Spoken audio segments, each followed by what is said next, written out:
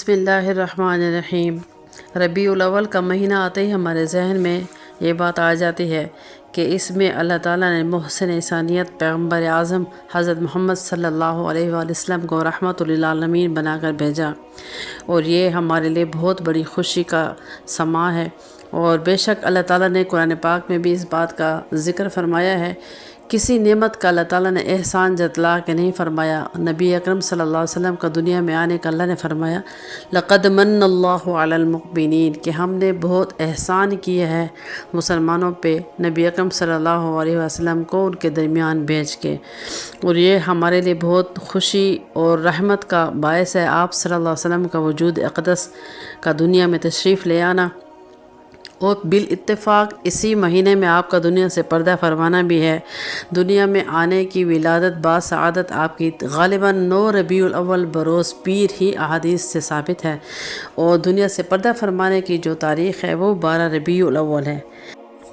چونکہ بالاتفاق نبی اکرم صلی اللہ علیہ وسلم کا دنیا میں آنے کا مہینہ بھی ربیع الاول ہے اور دنیا سے جانے کا مہینہ بھی ربیع الاول ہے، تو ہمیں ہمارا مذہب، ہمارا دین دنیا میں آنے کا دن منانے کا حکم نہیں دیتا، اور نہ ہی دنیا سے جانے کا جو دن ہوتا ہے وہ منانے کا کوئی حکم دیتا ہے۔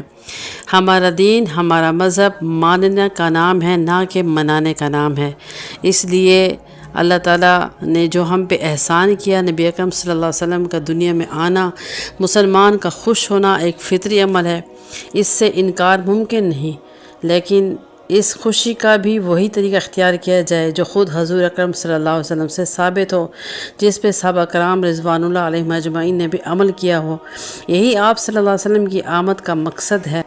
اور ایک بات عرض کر دوں کہ ابھی کل ہی میری ایک دوست ہے، وہ مجھ سے پوچھ رہی تھی کہ ربیع الاول کا روزہ ہے اور روزے کی کیا فضیلت ہے، تو میں نے اپنی اس بہن سے یہ کہا کہ پہلی بات تو یہ ہے کہ ربیع الاول میں روزہ نہیں ہے، اور اس کی میں فضیلت کیسے بتاؤں؟ ان اعمال کی فضیلت بتا سکتی ہوں جو آپ صلی اللہ علیہ وسلم کی احادیث مبارک سے ثابت ہیں۔ خود سے ہم کسی عمل کو ثواب کرنے کی نیت سے کریں گے تو وہ بجائے ثواب کے ہم گناہ ہی پائیں گے۔ تو یہ نقطہ سمجھ نہیں آتا ہی کہ ایک تو اس دن کو عید کا نام دیا گیا ہے، اور پھر اس پہ روزہ رکھنا۔ اب عید کے دن روزہ کون رکھتا ہے؟ اس فلسفے کو تو بچہ بھی سمجھ سکتا ہے کہ عید کے دن شیطان کا روزہ ہوتا ہے، تو اس کو عید کا نام نہ دیں یا پھر روزہ نہ رکھیں، عید میلاد النبی کا نام دے کہ پھر روزہ بھی اسی دن۔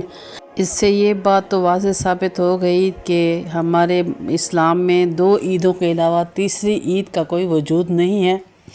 اور 12 ربیع الاول کو اس نیت سے عید منانا کہ یہ میلاد کا دن ہے، یعنی اللہ کے نبی صلی اللہ علیہ وآلہ وسلم کی ولادت کا دن ہے، یہ بھی اس ثابت ہو گیا احادیث سے کہ آپ کی جو ولادت باسعادت ہے وہ 9 ربیع الاول کو زیادہ تر احادیث ہیں۔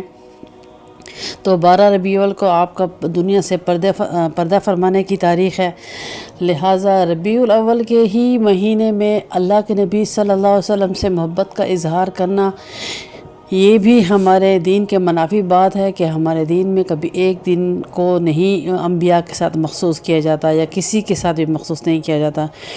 ہمیں اللہ تعالیٰ نے قرآن پاک میں یہ حکم دیا کہ اطیعوا اللہ و اطیعوا الرسول، اللہ کی اطاعت کرو اور اس کے رسول صلی اللہ علیہ وآلہ وسلم کی اطاعت کرو۔ اس کے لیے ہماری پوری زندگی اللہ تعالیٰ نے ہمیں دے دی، پہلی سانس سے آخری سانس تک ہمیں اللہ اور اس کے رسول کی اطاعت کرنی ہے، نہ کہ ایک مہینہ اور ایک ہی دن کو ہم مخصوص کریں۔ اور ہر لحاظ سے، ہر زاویے سے یہ بات غلط ہے کہ کسی کا بھی جنم دن منانے کی ہمارے مذہب اجازت نہیں دیتا، اور دوسری بات یہ نہ ہی اسراف کی اجازت دیتا ہے کہ ہم اس دن دیگیں پکائیں، اسراف کریں، لائٹنگ کا انتظام کریں۔ اسراف بھی ہمارے مذہب کے منافی ہے، سالگرہ منانا بھی منافی ہے، اور 2 عیدوں کے علاوہ تیسری عید کو بھی ایجاد کرنا اللہ تعالیٰ اور اس کے رسول کے حکموں کے خلاف ورزی ہے۔ لہٰذا قرب قیامت کا دور ہے، اللہ تعالیٰ ہمیں اپنے اور اپنے حبیب کے طریقوں پہ عمل کرنے کی توفیق عطا فرمائے تاکہ ہماری دنیا اور آخرت کی کامیابی کا ذریعہ بن سکیں۔